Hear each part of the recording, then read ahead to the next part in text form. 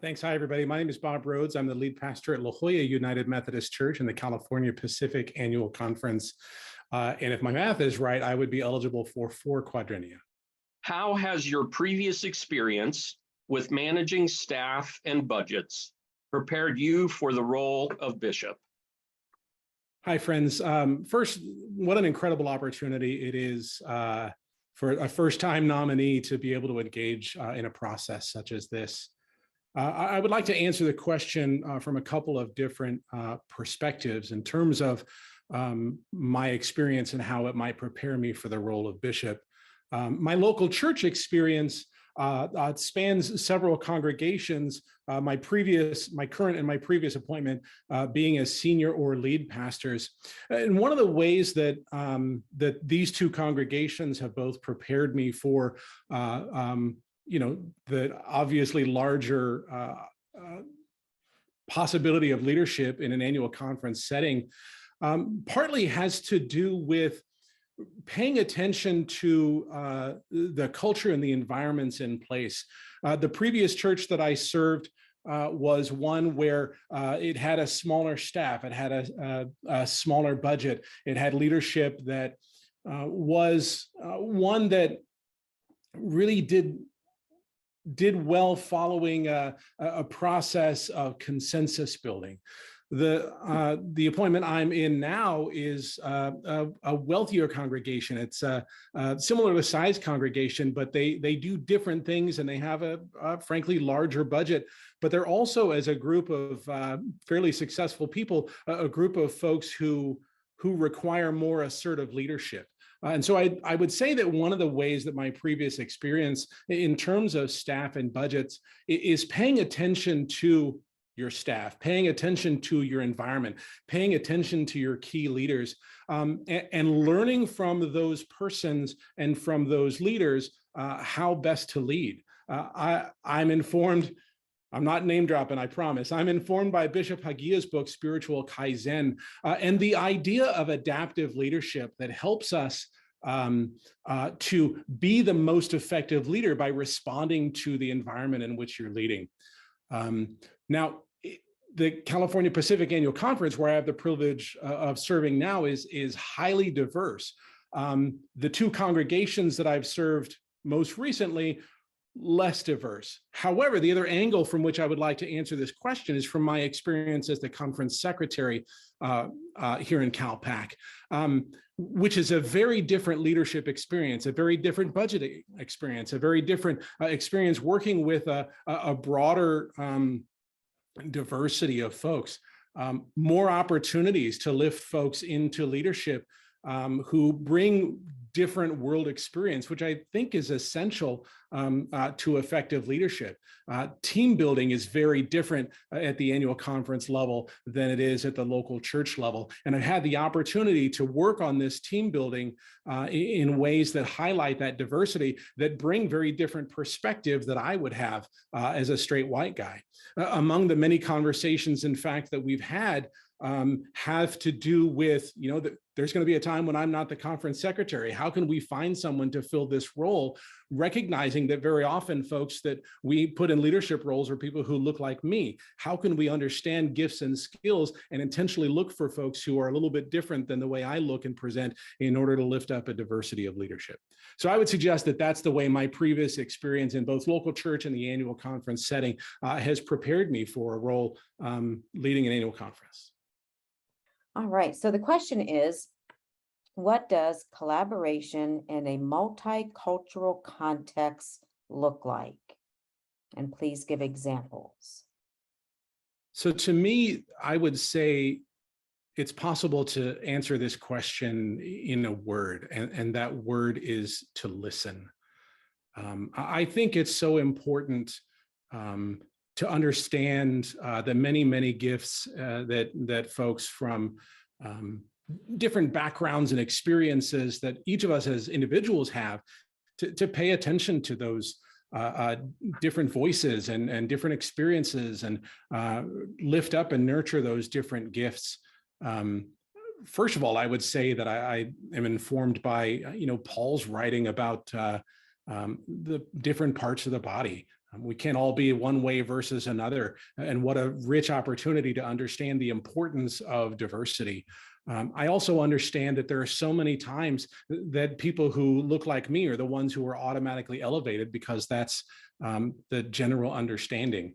It's really important for folks like me to be able to recognize that line between when is it time to advocate and when is it time to step aside so that another voice can be raised, another voice can be lifted up, another set of experiences can be shared, can be brought to bear in leadership. I've had several experiences of collaborative leadership, and I would say one of those examples wasn't the most racially diverse, and yet there was quite a bit of diversity in terms of cultural background. I had the great privilege of serving a cooperative parish in a cross-conference appointment in Grand Island, Nebraska, where we had a lot of opportunity to reimagine what ministry looked like as a number of clergy appointed across 3 different appointments. And so we learned what it looked like to make opportunities from one congregation available to all. We looked at what opportunities there were to serve together. We looked at what opportunities there were to worship together. Each of the clergy, although everyone, was a straight white dude, each of those clergy persons had wonderful gifts and skills that we were able to bring to bear in creative ways, recognizing, again, the diverse gifts that each of us shared.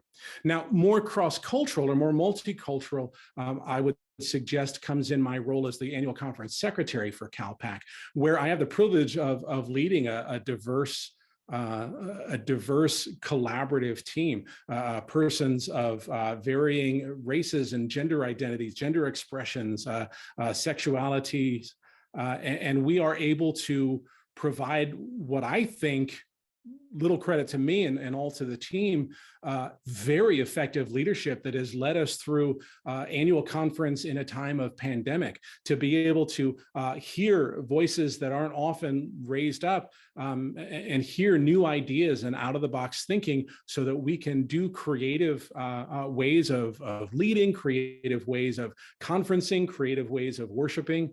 And that kind of collaboration, I would suggest, has been essential to the California Pacific Annual Conference in particular, being able to continue to do its business, even in a time that we haven't been able to gather in the same space. Most recently, it was reimagining conference once again to put it in a hybrid space. So those are 2 examples, one in that cross-conference appointment in Grand Island, Nebraska, and second in a more multicultural setting in the California Pacific Annual Conference, leading a group of persons so that we can continue to do the important work before the church. Name specific instances where a bishop's authority is limited by the Book of Discipline and where the authority rests in those instances. I confess that I am unprepared for this question. I am unsure of some of the disciplinary results or the limits. To be honest, friends, I could sort of extrovert my way through this question, and I don't think that would be responsible to the good time and effort that you all are putting in. And rather than do that, I would prefer to say that I am unsure. I would say that I think good leaders surround themselves with persons who are smarter than them, and I would hope to do that work in whatever leadership role I'm in. And I want to be honest and completely transparent with you to say, I don't know the answer to this question.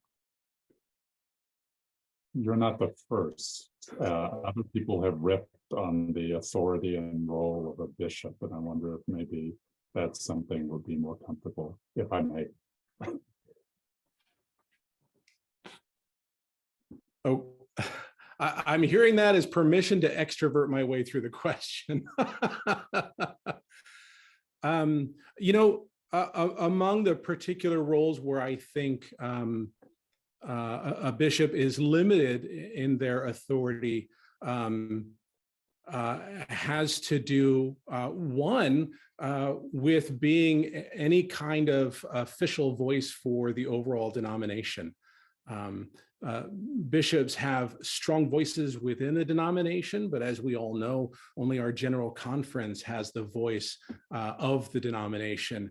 Bishops are prophetic and capable leaders, but do not speak for the denomination. I would suggest that's one way that powers are limited. I would suggest that another way that powers are limited has to do with the ordination process. While bishops certainly preside over the process of ordination, it is the Board of Ordained Ministry who is responsible for examining candidates and recommending those candidates for ministry before they're recommended by the executive process within the annual conference, the executive session of elders and deacons. So those are two ways, again, as I extrovert my way through the question, that the powers of the episcopacy are limited. What are the top 3 most pressing issues facing the church? So go ahead whenever you're ready. I'm just making a quick note. Okay. All right. I think if I had to narrow it down to 3, let's be frank, I think there are a number of issues facing the church.